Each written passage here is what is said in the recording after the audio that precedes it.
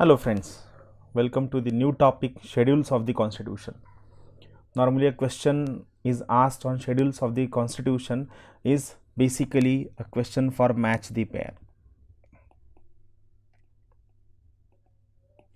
But more than a question, everyone should be aware about what are schedules of the constitution and which 12 schedules of the constitutions are there, and everyone must mug up all these 12 schedules of the constitution. It is very essential. We will try to understand all these schedules of the constitution in a somewhat understandable manner.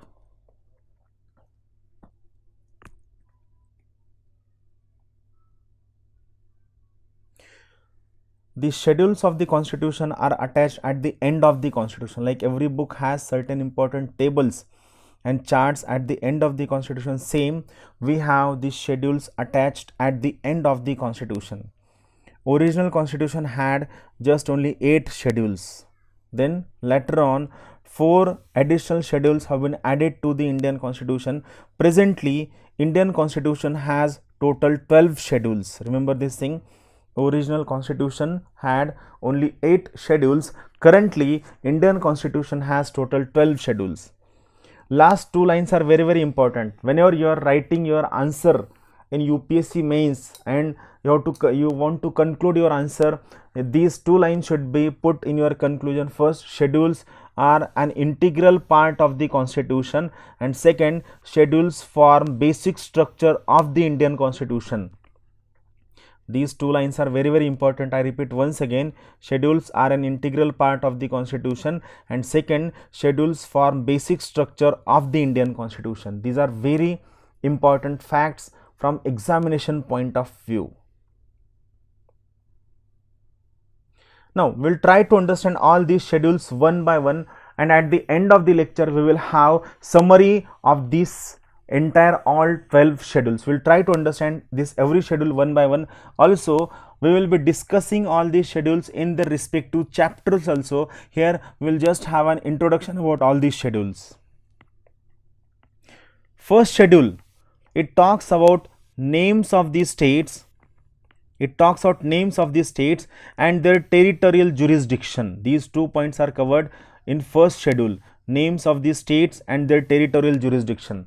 Also it covers names of the union territory and their extent. So remember, these 2 different words are there, name, state, UTs, but here one point is different. It is territorial jurisdiction, whereas here the word used is their extent. The most important 2 articles which are related with first schedule of the Indian constitution are Article 1 and Article 4. We are going to discuss these 2 articles in next few lectures. Article 1 and Article 4 are 2 crucial most articles linked with first schedule of the Indian constitution. Now second schedule, it talks about emolument. Like second schedule, it contains provisions which are related with the emolument, like salary, allowances, privileges given to various important constitutional functionaries. So it covers 3 important things. First it talks about emolument, then it talks about allowances, and it talks about privileges given to various important constitutional functionaries.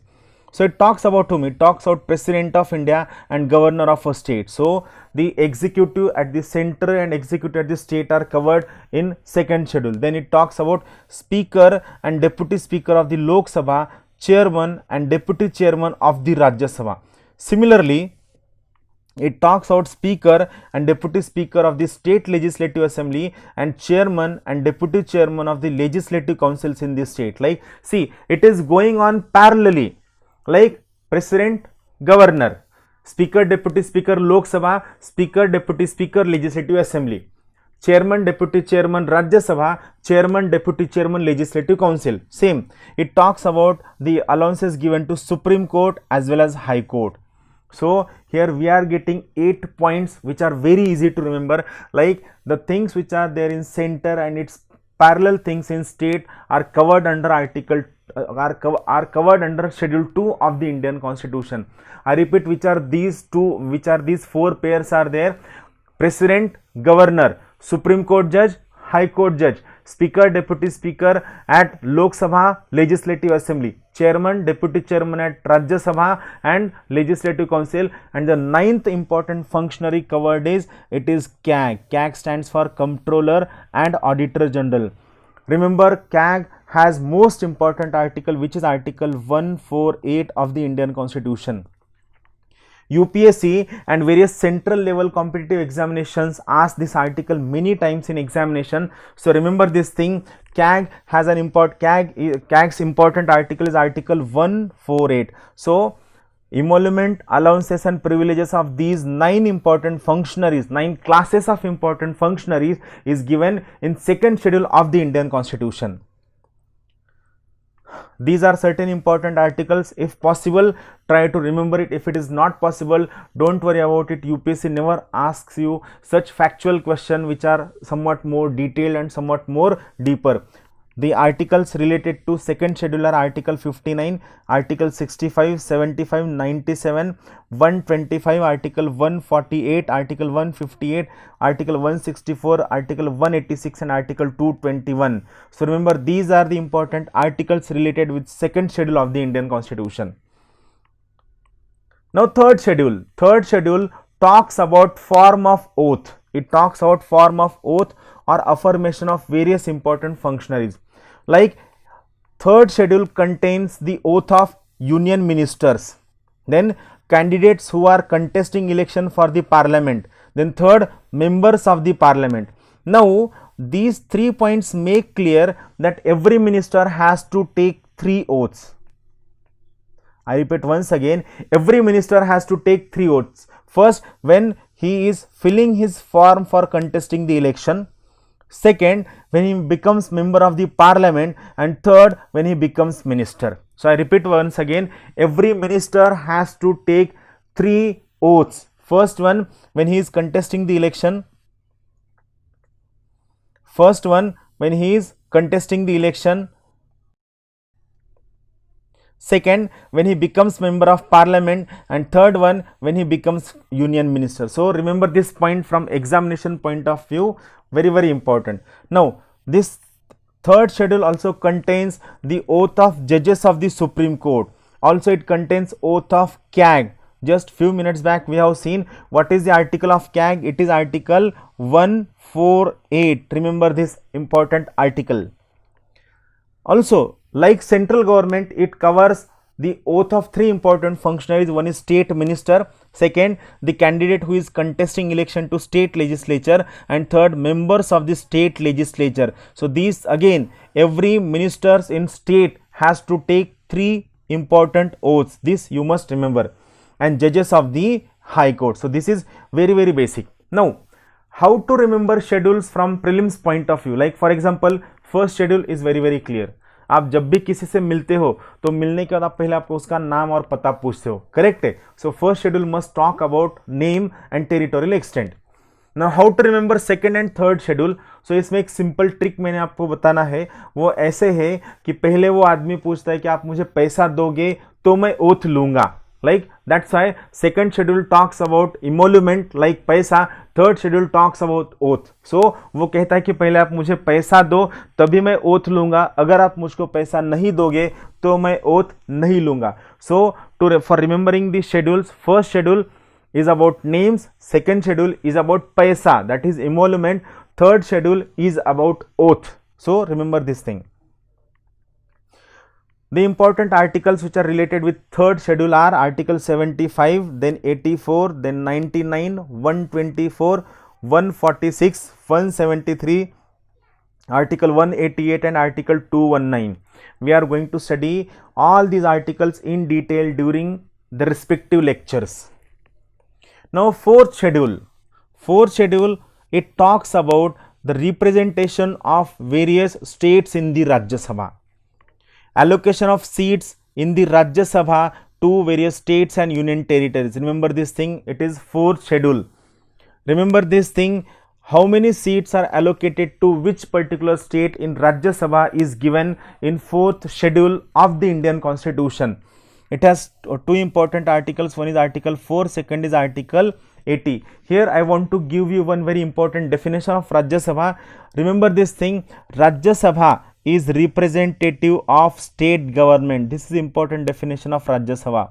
I repeat once again, Rajya Sabha is representative of state government. Whenever you are being asked this question, what is Rajya Sabha? So the simplest definition of Rajya Sabha is representative of state government. Very, very important.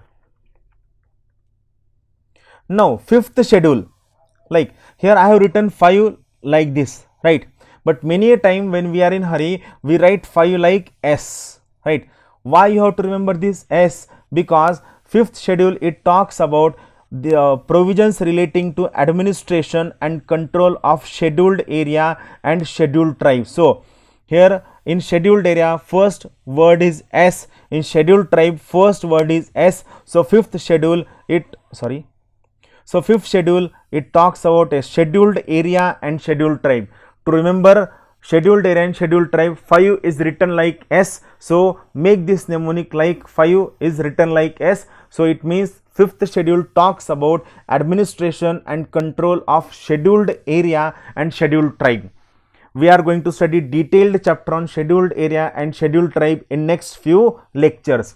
The important article of fifth schedule is Article 244. Remember this article. Now sixth schedule.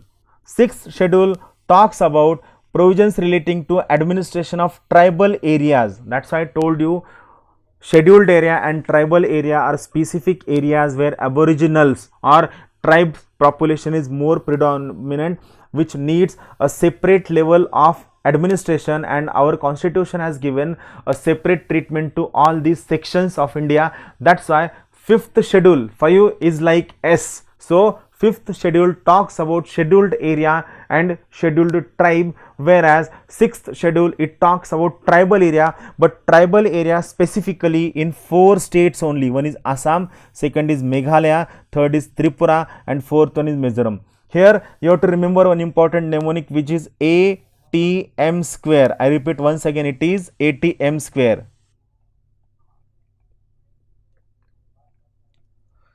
Assam, Tripura, Meghalaya, and fourth one is Mizoram. Many a time we go in the ATM to draw money, but here remember, this ATM does not contain Manipur. This is very, very important. Or it happens that we make mnemonic while studying and we forget it while entering into the examination hall. So remember, this ATM square do not cover Manipur. I repeat once again, though it is ATM, it does not cover money, it does not cover Manipur. So sixth schedule talks about administration of tribal areas in specifically 4 states of Assam, Tripura, Meghalaya, and Mizoram. It covers administration of 10 important districts, and the most important articles related with the sixth schedule are Article 244 and Article 275. I repeat once again, the important articles related with the sixth schedule are Article 244 and Article 275. Now, which are those 10 districts are there in Assam? Also one important thing, from prelims point of view, you have to mug up all these 10 districts. It is important, don't neglect it. These 10, the names of these 10 districts are very, very important from UPSC prelims point of view. Assam has 3 important districts. One is Karbi Anglong, second is North Kachhar Hills district, and third one is Bodoland Territorial Area district. I repeat once again, Assam has 3 important districts. One is Karbi Anglong, second is North Kachhar Hills district, and third one is Bodoland Territorial Area district. Assam has these 3 important districts. Then Tripura covers only one district, which is a Tripura district. So Tripura has only one autonomous district under tribal area, which is Tripura Autonomous District. Then from Meghalaya, it is Garo Hills district, Khasi Hills district, and third one is Jaintia Hills district. You must have studied in geography that Meghalaya has 3 important hills. They are actually hill district. One is Garo, second is Khasiya, and third one is Jaintia. Remember these 3 important districts. And last one is Mizoram, whose 3 important districts, which are Chakma, second is Mara, and third one is Lai. I repeat once again, Chakma, Mara, Lai. Let's have a brief look at the names of these 10 districts. In Assam, these are 3: Karbi Anglong. Here spelling mistake is there, it is Karbi Anglong. Second is North Kachhar Hills district. Third one is Bodoland Territorial Area district. Then from Tripura, it is Tripura districts. Then from Meghalaya, it is Garo, Khasi, Jaintia. And then from Mizoram, it is Chakma, Mara, Lai. So keep watching the lecture and keep sharing the lectures with all your friends. Thank you very much. Thank you. Have a good day.